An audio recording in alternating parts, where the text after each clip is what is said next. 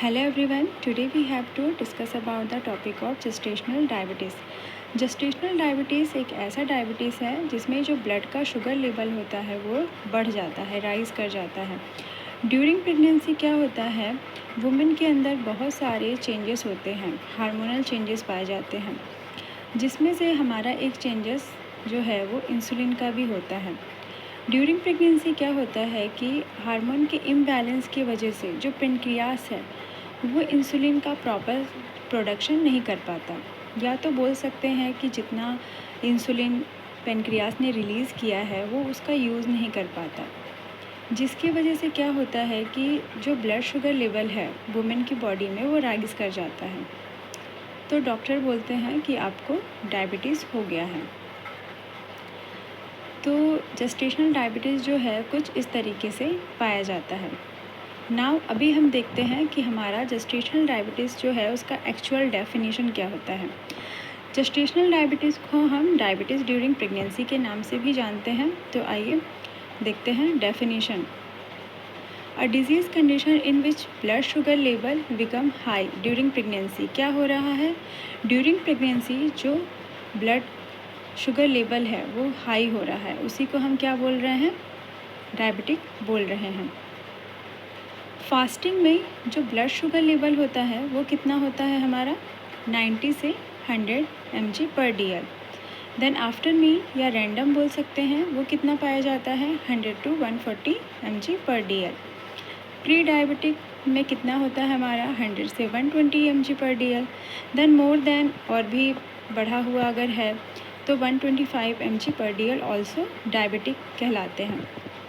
Then ये जो diabetic है जेस्टेशनल डायबिटीज़, इसमें कॉजेज़ क्या होते हैं, कौन से ऐसे कॉजेज़ हैं जो कि हार्मोनल या तो जेस्टेशनल डायबिटीज़ को कॉज कर रहे हैं. तो यहाँ पे हमारा हार्मोनल इम्बैलेंस है.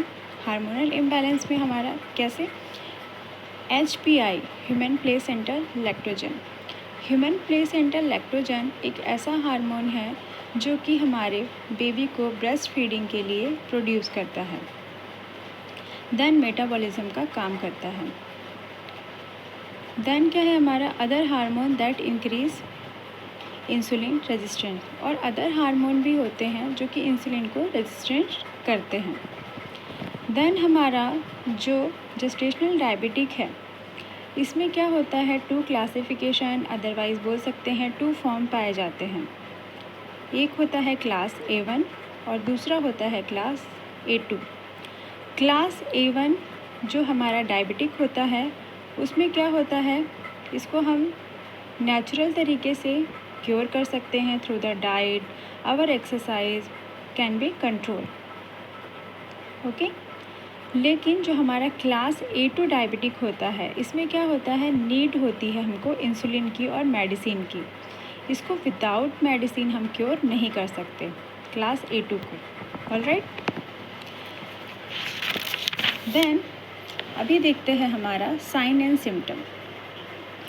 तो साइन एंड सिम्टम क्या होता है जेस्टेशनल डायबिटिक में, एक्सेसिव थर्स्ट होगा, मोर फ्रिक्वेंट यूरिनेशन होगा, फटीग होएगा, ब्लड विजन होगा, इंक्रीज वेट गेन होगा, स्नोरिंग होएगी. स्नोरिंग दैट मीन्स क्या होता है, जब पेशेंट्स होएगी तो उसे खर्राटे की आवाज़ आना. देन यहाँ पे रिस्क फैक्टर होते हैं कुछ जो कि जेस्टेशनल डायबिटीज़ को अकर करते हैं, जिसमें हमारा फर्स्ट नंबर है obesity, older than 25 year, family history, having pre diabetic. Then next one है having had gestational diabetic previous pregnancy. या तो ये बोल सकते हैं कि हमारी जो पेशेंट है उसको जो उसका लास्ट प्रेगनेंसी था उसी टाइम से उसको डायबिटीज़ है. देन नेक्स्ट वन है हमारा हाइपरटेंशन. नेक्स्ट वन है हमारा अदर मेडिकल कंडीशन. तो ये 7 रिस्क फैक्टर हैं जो कि हमको अकर कर सकते हैं gestational diabetic. Then next one क्या है हमारा डायबिटिक का प्रिवेंशन, कि जेस्टेशनल डायबिटीज़ को हम कैसे प्रिवेंट कर सकते हैं. तो कैसे प्रिवेंट कर सकते हैं हम, फर्स्ट नंबर देखिए, eat healthy food rich in fibre and low in fat and calories. क्या करना है, पेशेंट को एडवाइस करना है कि वो क्या करे, हेल्दी डाइट ले जिसमें रिच फाइबर हो, लो फैट हो और कैलोरीज़, ऐसे डाइट उसको लेना है. देन नेक्स्ट वन क्या है, keep active through out pregnancy. उसे क्या करना है, एक्टिव रहना है, जैसे कि वो विदाउट प्रेगनेंसी में थी वैसे ही उसको एक्टिविटी करने के लिए बोलना है। नेक्स्ट वन, थर्ड वन क्या है हमारा, start pregnancy at a healthy. क्या करना है, बोलना है कि वो अपना जो प्रेगनेंसी का टाइम है उसको हेल्दी डाइट के साथ स्टार्ट करे, हेल्दी प्लान करे। Then next one, last one क्या है, don't gain more weight than recommended. क्या करना है, उसे एडवाइस करना है, बताना है कि जितना ज़रूरी है उतना ही वेट गेन करना है आपको, ज़रूरत से ज़्यादा नहीं वेट गेन करना है।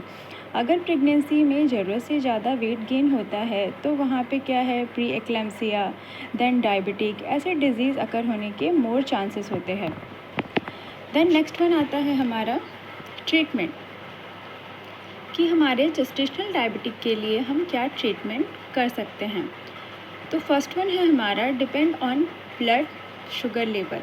ये डिपेंड करता है कि पेशेंट का जो ब्लड शुगर लेवल है वो कैसा है, कितना है, उस पर डिपेंड करता है पेशेंट का ट्रीटमेंट। ओके, तो क्या करना है, aerobic exercise for 30 minutes with moderate intensity every day. क्या करना है, पेशेंट को एडवाइस करना है कि वो क्या करे, कि एक्सरसाइज करे लेकिन एक मॉडरेट कंडीशन में करे, बहुत ज़्यादा जल्दी जल्दी नहीं करे, फास्ट नहीं करना है, आराम आराम से करना है और लगभग आधे घंटे तक करना है। देन नेक्स्ट वन क्या है, to monitor blood sugar level by glucometer. क्या कर सकते हैं, पेशेंट का जो ब्लड शुगर लेवल है उसको मॉनिटर करते रहना है, हर दिन हो सके तो हर दिन बोलेंगे उसे करे, या तो वो सुबह शाम भी कर सकती है अगर उसके पास ग्लूकोमीटर है तो।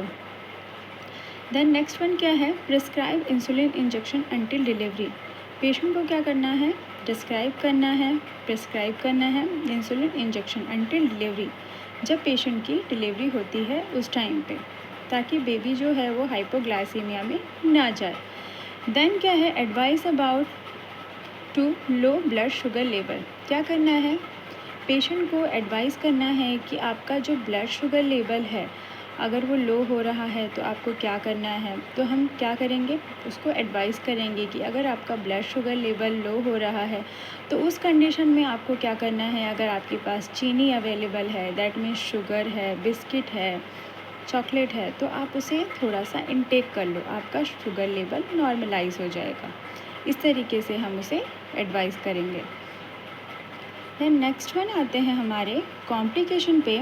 तो यहाँ पे क्या होता है, हमें 2 टाइप्स ऑफ कॉम्प्लिकेशन मिलेंगे, for mother and for baby. Mother में क्या हो सकता है कॉम्प्लिकेशन, हाई बीपी हो सकता है, प्री एक्लेम्सिया हो सकता है, ठीक है।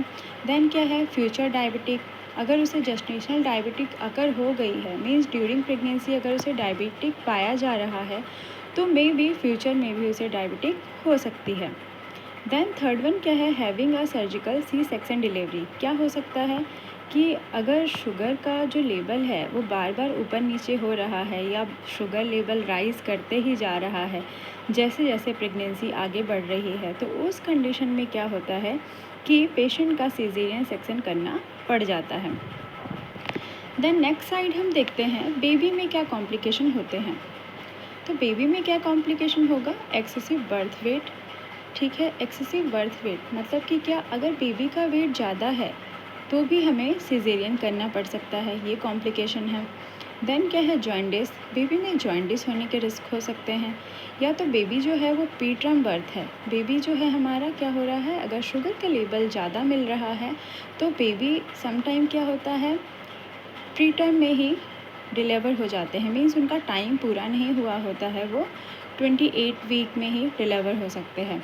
देन क्या है, रिस्पायरेटरी डिस्ट्रेस, बेबी जो है हमारा वो रिस्पायरेटरी डिस्ट्रेस में जा सकता है। देन लास्ट वन है हमारा हाइपोग्लाइसीमिया, बेबी को सीज़र भी अगर हो सकता है। देन नेक्स्ट वन है हमारा स्टिल बर्थ, डिलीवर होने के बाद बेबी जो है वो डाई भी कर जाते हैं समटाइम। तो ये थे कुछ पॉइंट्स जो कि हमने जाना कि जेस्टेशनल डायबिटिक में क्या क्या चीज़ें होती हैं। ओके,